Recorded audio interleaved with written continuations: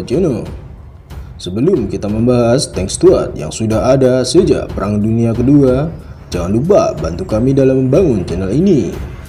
Klik tombol subscribe dan aktifkan notifikasinya agar tidak ketinggalan informasi terbaru dari kami.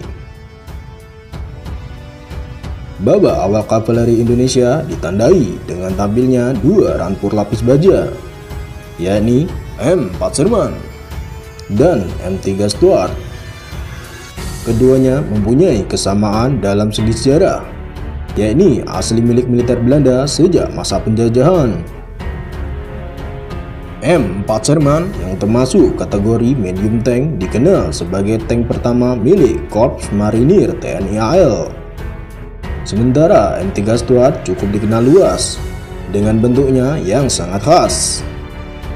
Saat ini dari dua tank M3 Stuart yang masih tersisa di Pusdikaf atau Pusat Pendidikan Kavaleri, hanya satu yang masih layak jalan, yaitu dengan nomor 4032. Indonesia mendapatkan tank ini bukan sebagai rampasan perang, melainkan merebut langsung dari tangan Belanda. Pada saat mendapatkannya, tank ini kondisinya tersebar di beberapa daerah. Seiring semakin teraturnya komunikasi antara pusat dan daerah, tank yang tersebar di berbagai daerah ini digabungkan menjadi satu skuadron. Sementara untuk pengoperasiannya dipercayakan pada komando militer setempat.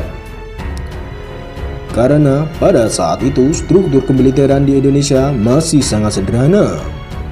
Nama tank ini diambil dari seorang jenderal yang memimpin tentara konfederasi ketika Perang Saudara Amerika Serikat, yaitu Jenderal James Stuart.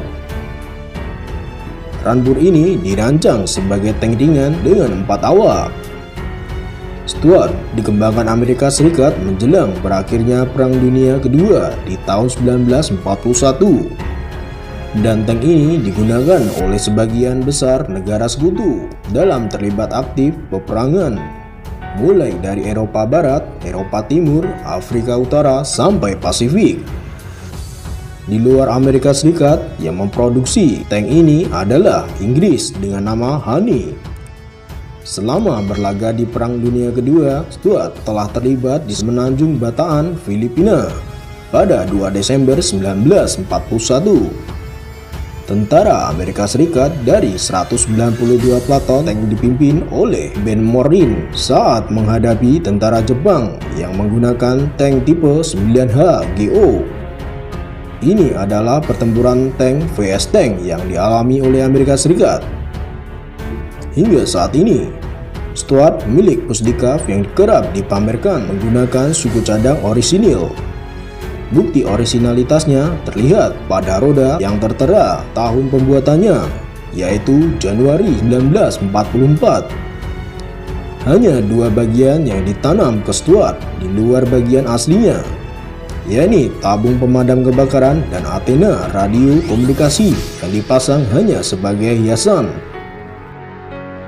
Dari sisi penugasan di Indonesia setelah diterima TNI pada tahun 1949, debut Stuart cukup masif dalam beberapa operasi militer di dalam negeri. Sebut saja dalam penumpasan pemberontakan RMS pada 1950, menumpas pemberontakan DITII di Aceh, Jawa Barat, dan Jawa Tengah pada 1950, menumpas PRRI di Sumatera dan Persemesta Sulawesi Utara pada 1958, dan yang terakhir menumpas G30 SPKI 1965. Bagi kamu yang ingin melihat dari dekat sosok tank Stuart, tak sulit untuk melihatnya. Tank Stuart bisa ditemui sebagai monumen di beberapa kota, seperti Ambarawa, Bandung, dan Jakarta. Bahkan tank ini tak sedikit dijadikan monumen pada halaman depan beberapa kesatuan di lingkungan TNI AD. Tank yang berasal dari Amerika Serikat ini menggunakan mesin Continental 7 silinder setara 250 tenaga kuda. Berat tank ini mencapai 13 ton dengan dimensi panjang 4,52 meter, lebar 2,24 meter, dan tinggi mencapai 2,64 meter. Kecepatan dari tank Stuart mencapai 50 km per jam dengan 4 awak sebagai kru. Dari segi persenjataan, Stuart dilengkapi dengan satu pucuk meriam kaliber 37 mm, satu pucuk mitraliur 7,62 mm koaksial, satu pucuk mitraliur 7,62 mm haluan, satu mitraliur 7,62 mm penangkis serangan udara, dan satu pucuk pistol mitraliur yang dipasang pada belakang pengemudi sebelah kiri. Bagaimana pendapat kalian tentang tank Stuart yang masih hidup sampai sekarang? Tulis pendapat kalian di kolom komentar. Tetaplah santuy dan jaga kesehatan kalian di tengah pandemi ini.